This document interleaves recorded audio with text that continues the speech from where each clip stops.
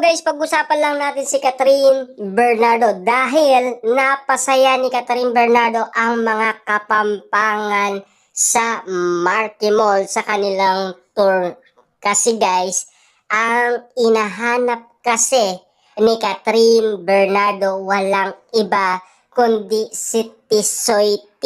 Walang iba pala guys kundi si Alden Richard. Siyempre guys, sigawan at kiligan moment ng mga Kat Den fans ang nagaganap.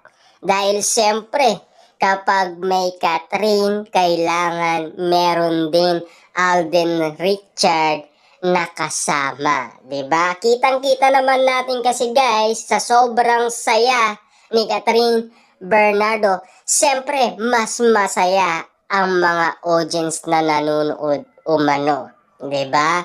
Siyempre guys, spotted na spotted yan sa mga Kat Den fans na kinikilig umano si Catherine Bernardo sa kanyang pagbigkas na Tisoy T.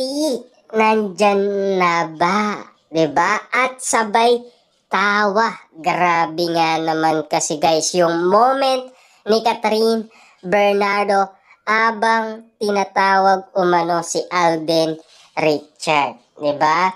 Alam naman natin kasi guys, bagay na bagay naman sila. Diba? At alam naman natin guys, parang sila na pero tahimik lang kasi sila. Alam naman natin guys, bilang respeto para kay Catherine Bernardo, dahil alam naman natin galing siya sa walay, 'di ba? Kitang-kita naman natin kasi guys 'yan.